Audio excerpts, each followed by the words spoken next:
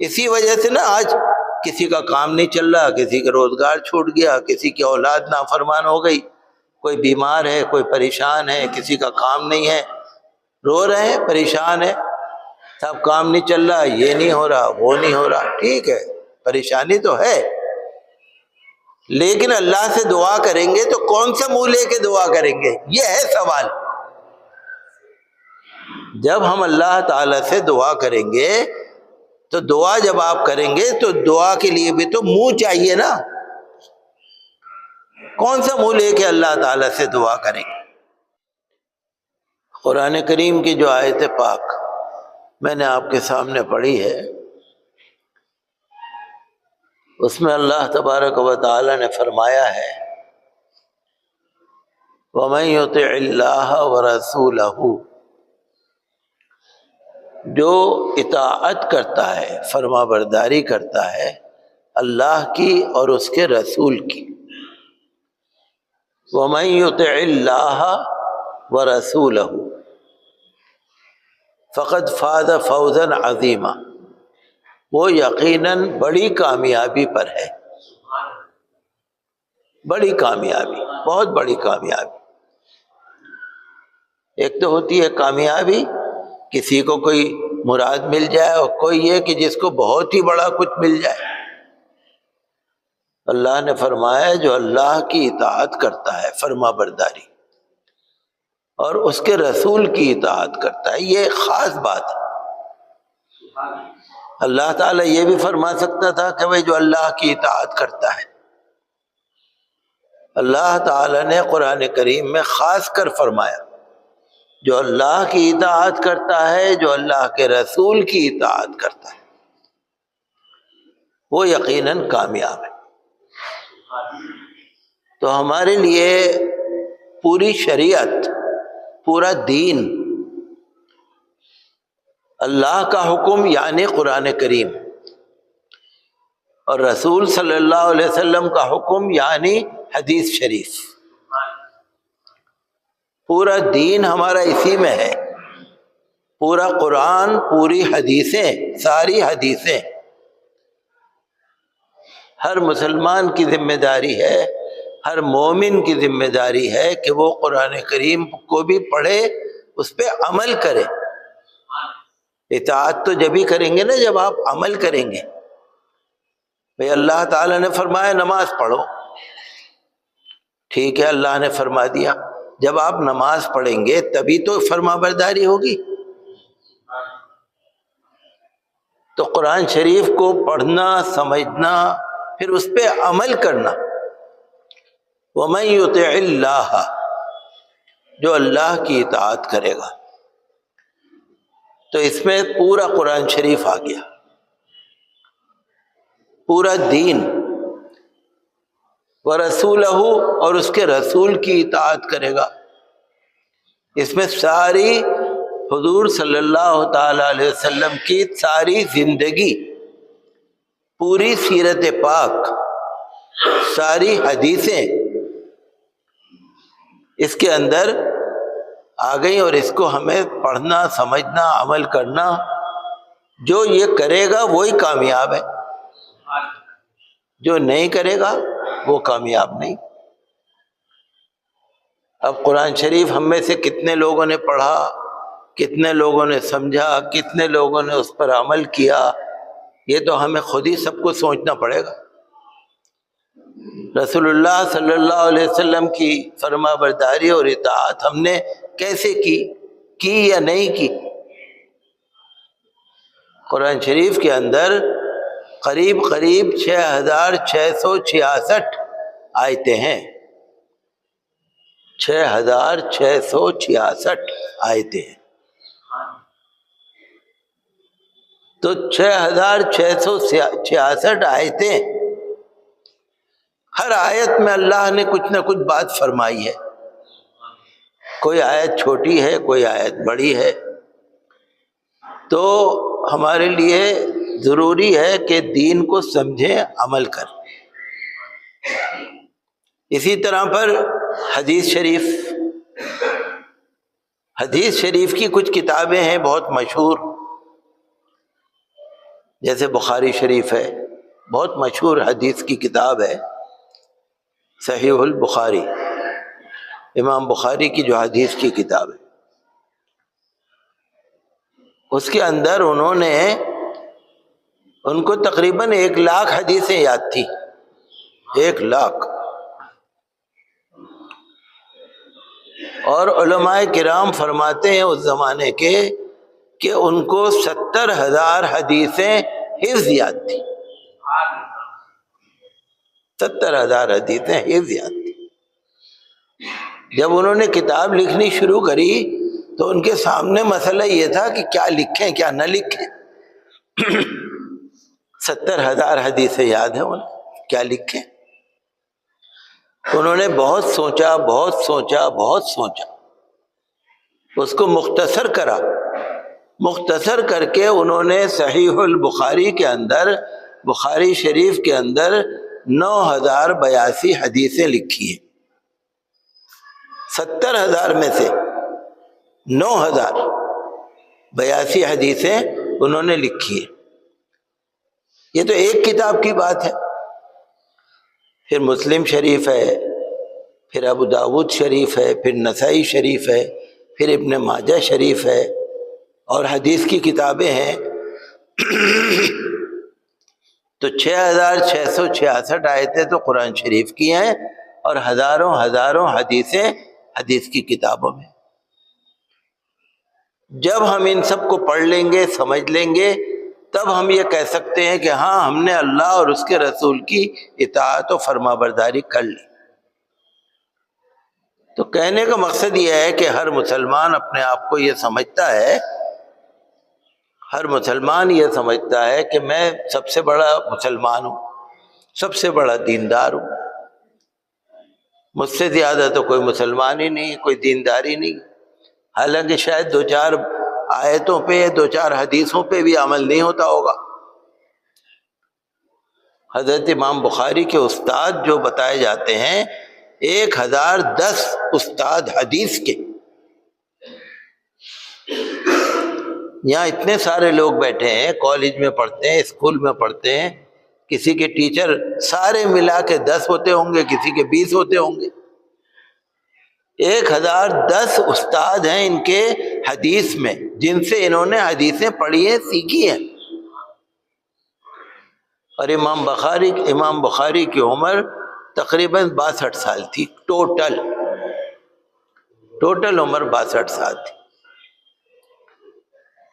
تو یہ اللہ تعالیٰ نے ہمارے اوپر ایک ذمہ داری ڈالی ہے کہ تم اس کو دیکھو، پڑھو۔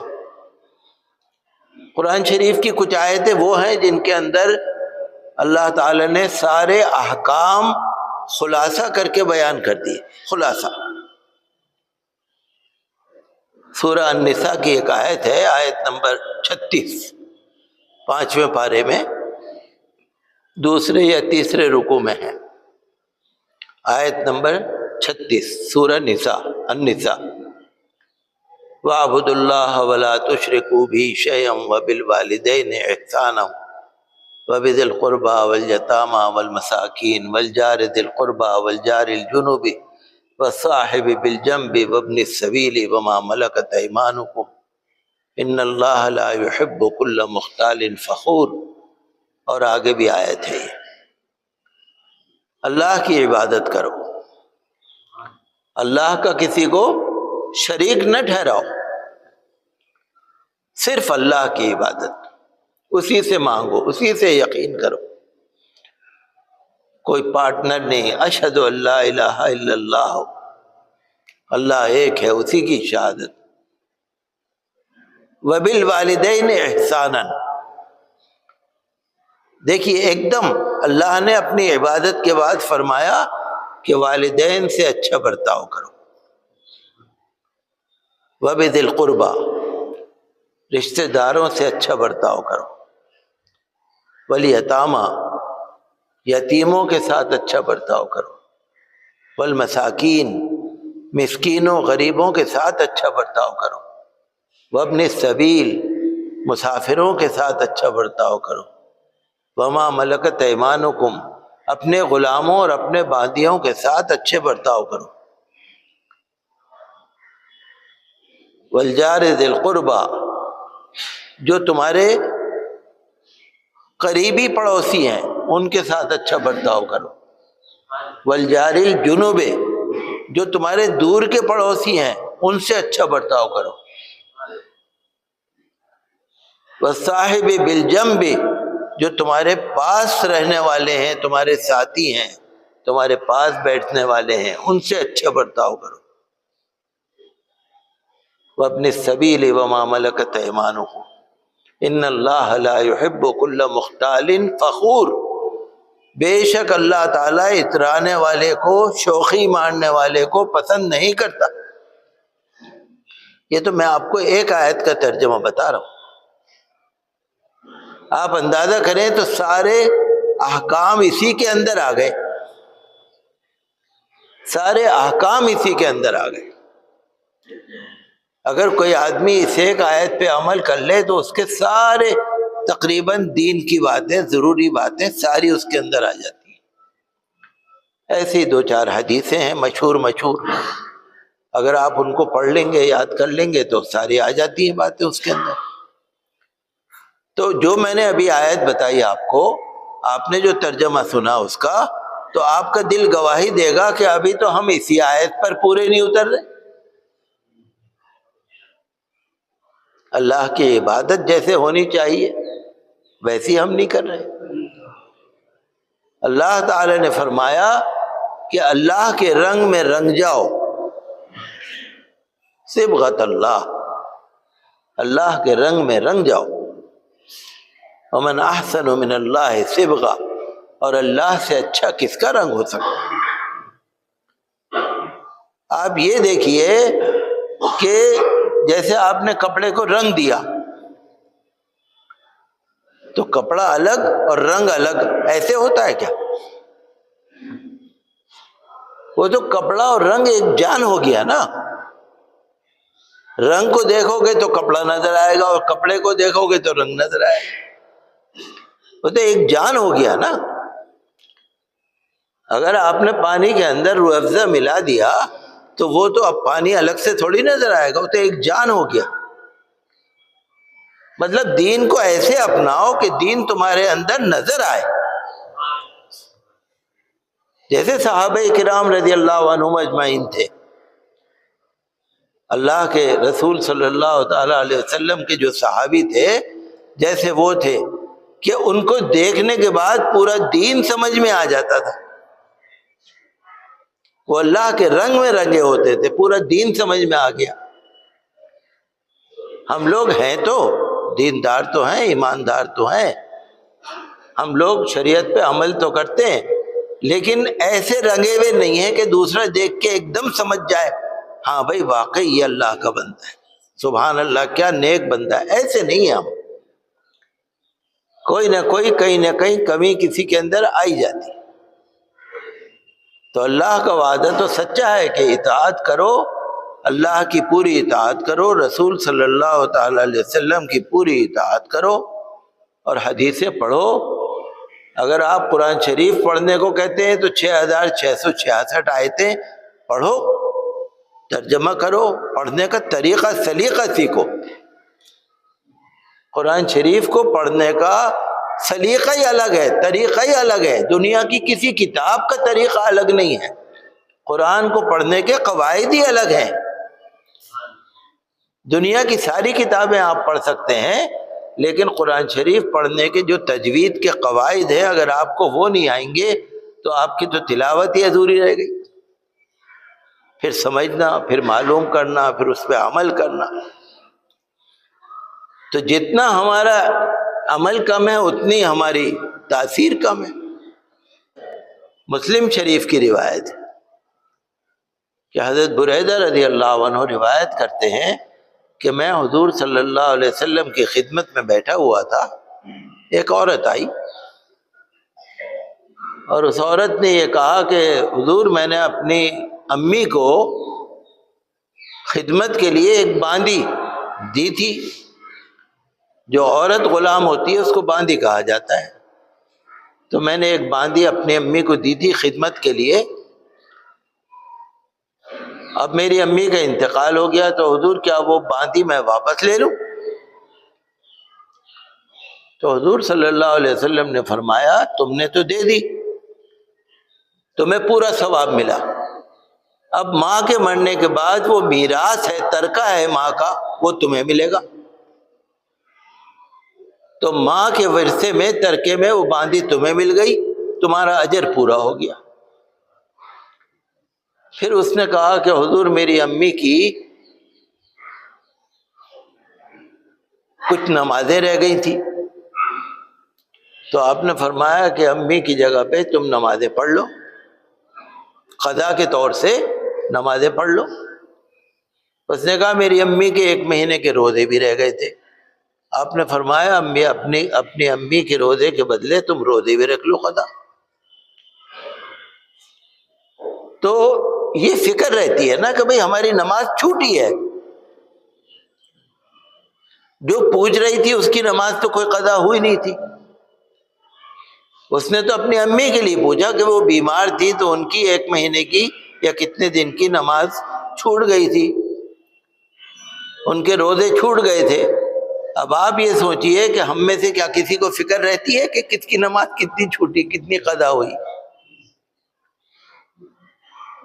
بہت سے لوگ ایسے ہیں ماشاءاللہ جو 5 وقتہ نماز پڑھتے ہیں، بہت سے لوگ ہیں، لیکن ایسے کوئی بھی نہیں ہوں گے جو 15 سال کی عمر سے پڑھتے ہوں گے.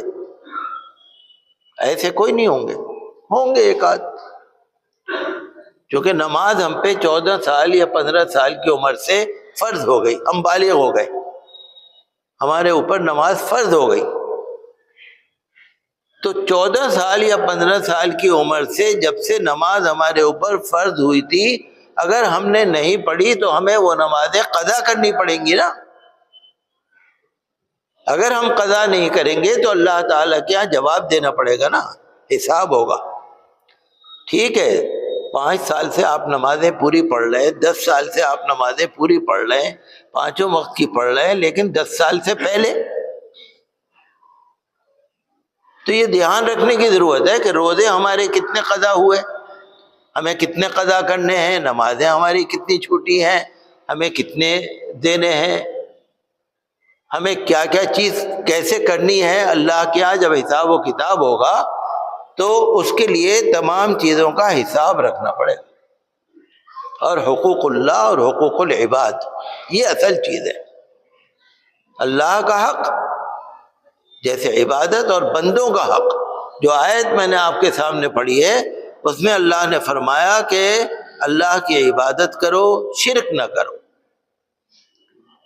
شرک کا مطلب یہ نہیں ہے کہ آپ پوجا نہ کرو، شرک کا مطلب یہ ہے کہ اللہ کے علاوہ کسی پہ بھی بھروسہ نہ کرو، ہر چیز میں یقین رکھو کہ اللہ. پھر ایک دم فرمایا وبالوالدین احسانا. تو اللہ کی عبادت تو ہے حق اللہ، اور والدین کا احسان جو ہے، والدین کے ساتھ اچھا برتاؤ، یہ ہے بندے کا حق. وبالوالدین احسانا وبذی القربى، رشتہ داروں کا حق ادا کرو. وہ سارے بندوں کے حق ہے، حتیٰ کہ یتیموں کا، مسکینوں کا، مسافروں کا، پڑوسیوں کا، رشتہ داروں کا، سب کا حق یہ ہمارے اوپر لازمی ہے. آج کل لوگ جو ہے نا وہ غریب آدمی کو دیکھا دھکا مار دیا، ڈانٹ دیا، ڈنڈا مار دیا. کوئی آدمی کاریگر ہے دکان پہ بیٹھا ہے، اگر مالک ناراض ہو گئے گالی دی، دھکا دیا، نکال دیا. ہر چیز کا اللہ کے یہاں جواب دینا پڑے گا، ہر چیز کا حساب کرنا پڑے گا آپ کو. اللہ نے قرآن میں لکھا ہے یتیموں کا، جس کے ماں نہ ہو، باپ نہ ہو، یہ جو غریب ہے، مزدور ہے، معذور ہے، یہ نہ سمجھنا کہ وہ بے سہارا ہے، اس کا کوئی نہیں ہے. جس کا کوئی نہیں ہے اس کا اللہ ہے.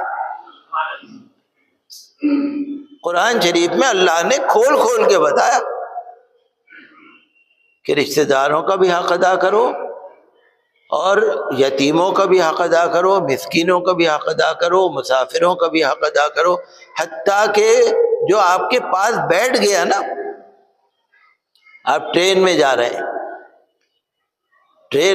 ہیں، آپ کے ایک صاحب ادھر بیٹھ گئے، ایک صاحب ادھر بیٹھ گئے، ہمارا قرآن یہ کہتا ہے کہ ان کے ساتھ بھی اچھا برتاؤ کرو۔ وَالصَّاحِبِ بِالْجَنبِ، جنب کہتے ہیں پہلو، جو بغل ہے نا اس کو کہتے ہیں وَالصَّاحِبِ بِالْجَنبِ، جو تمہارے جنب میں بیٹھا ہے، بغل میں بیٹھا ہے، اس کا بھی حق ہے، چاہے مسلمان ہے یا غیر مسلم ہے یا کوئی بھی ہے، اس کا بھی حق ہے۔ تو نماز پڑھنا بے شک بہت بڑی عبادت ہے، اچھی عبادت ہے، روزہ رکھنا، زکوٰۃ دینا، فطرہ دینا بہت اچھی عبادت ہے، لیکن اس آیت نمبر 36 میں سورہ النساء میں اللہ نے ایک بات کہی، اللہ کی عبادت کرو، باقی ساری باتیں کیا ہے؟ بندوں سے اچھا برتاؤ۔ پوری آیت نمبر 36 37 آپ پڑھ کے دیکھ لیجئے، قرآن شریف کے ترجمے میں دیکھ لیجئے۔ تو اسی وجہ سے نا آج کسی کا کام نہیں چل رہا، کسی کا روزگار چھوٹ گیا، کسی کی اولاد نافرمان ہو گئی، کوئی بیمار ہے، کوئی پریشان ہے، کسی کا کام نہیں ہے، رو رہے ہیں، پریشان ہے، صاحب کام نہیں چل رہا، یہ نہیں ہو رہا، وہ نہیں ہو رہا، ٹھیک ہے، پریشانی تو ہے، لیکن اللہ سے دعا کریں گے تو کون سا منہ لے کے دعا کریں گے؟ یہ ہے سوال۔ جب ہم اللہ تعالی سے دعا کریں گے تو دعا جب آپ کریں گے تو دعا کے لیے بھی تو منہ چاہیے نا، کون سا منہ لے کے اللہ تعالی سے دعا کریں گے؟ تو یقینی طور سے یاد رکھیے آپ کہ نیک بندوں کی اللہ تعالی مدد فرماتا ہے۔